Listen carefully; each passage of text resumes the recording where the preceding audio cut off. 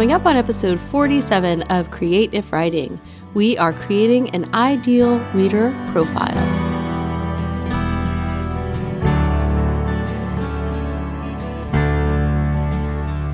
I can't go back to sleep, it's almost light. These restless thoughts have kept me up again tonight. Hello and welcome to episode 47 of the Create If Writing podcast. I'm your host, Kirsten Oliphant, and this is the podcast for writers and bloggers who want to create an online platform without feeling smarmy. This is going to be a little bit of a short episode because I am getting over some kind of sickness that has affected my voice. And it kind of is a pet peeve of mine when you listen to a podcast and everything sounds normal and the person's like, oh, you might hear an echo or my voice sounds terrible. And it doesn't sound weird to you, but I'm not sure I can hide how my voice actually sounds. You're starting to hear it now. I just can't talk for long periods of time.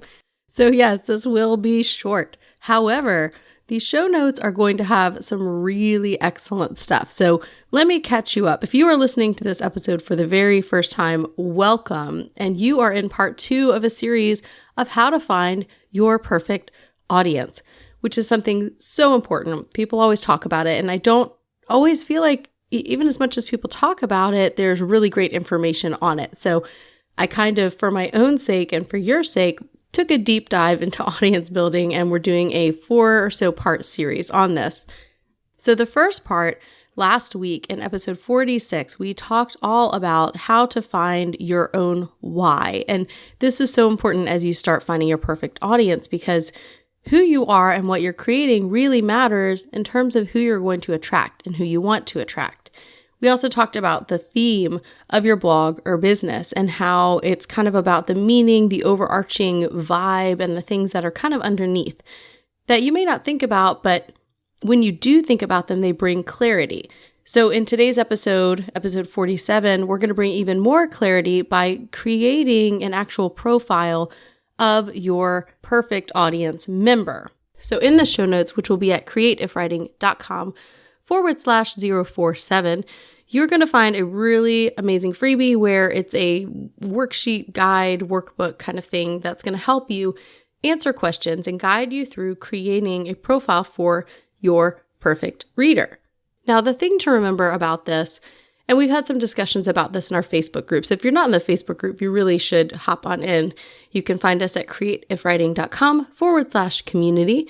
But we've talked about the fact that as much as I think this is important and people emphasize it all over the place and we're doing a whole series on it, it matters. I also think it's really important to leave the space for the fact that you are going to have a more diverse audience. And even if you kind of hone down your ideal reader and have one perfect person in mind and you write for that person, that's going to help you. It's going to help you have focus and clarity. But you also hopefully and ideally will actually be connecting with your real readers. You'll know them through contacting them through email if they respond to your weekly emails or however often you send emails.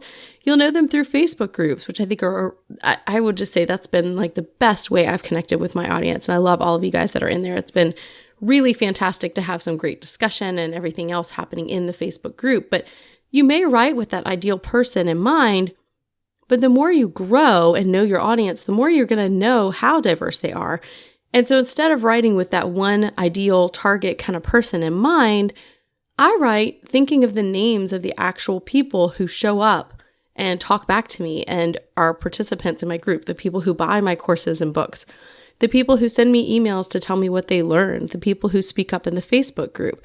I know their names, I know their faces, I know a lot more about them. And so next week, we're going to talk about how to know the people you actually have in your audience and why that's important.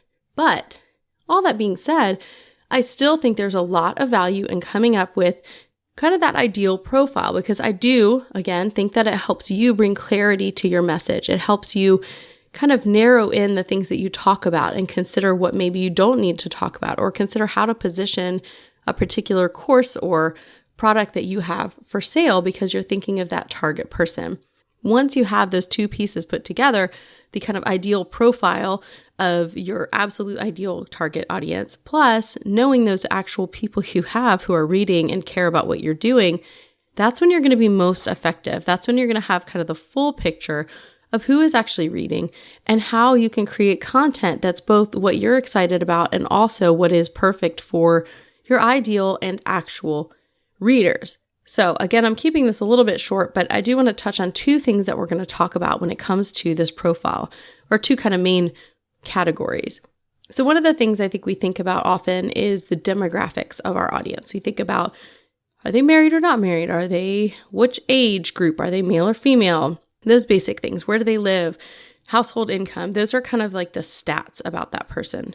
But there's also something called psychographics, and that's kind of a fancy big word that you may or may not be used to. People are talking about it a lot more in the marketing space now, but you probably know what it is, even if you didn't know the term for it. But psychographics is kind of more the interests that person has, the hobbies they have.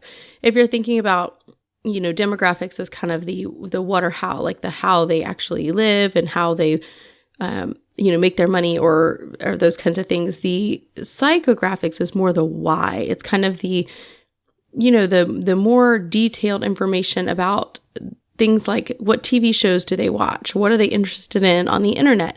Where do they hang out on social? Those are not demographics. It's more the psychographics. It's more considering the whole person and more of their personality. And so if you're putting those things together, and both are going to be covered in the freebie workbook, that really does help you have a more full picture of those ideal readers as people, not just kind of stats or numbers.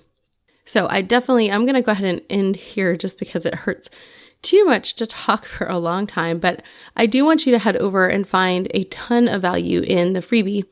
If you're listening in the morning of Wednesday, let's see, I don't even know. I never know what date it is. It's June 15th.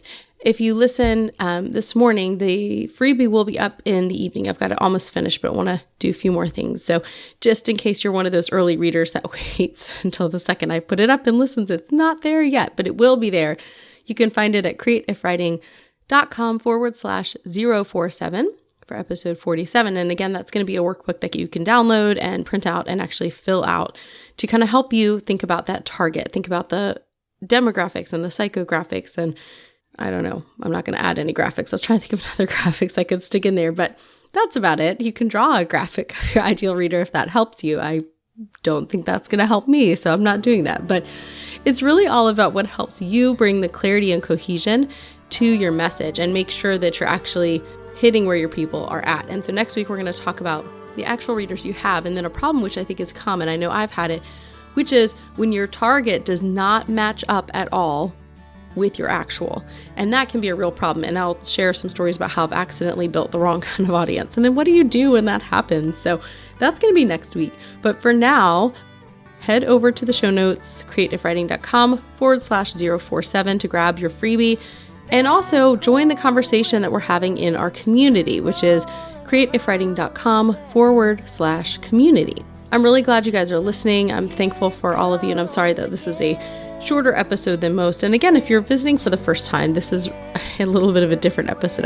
I wanted to make sure we had one, but I just can't do a normal length. So yes, you can go ahead and listen to episode 46, which kicks off this whole series. And we'll be back next week with a longer look at your actual audience, how to get to know them, and then what to do if you've built the wrong audience. Thank you to Jasmine Commerce for the music for the show. You can listen to more from Jasmine at jasminecommercemusic.com. And I hope you have an inspired week.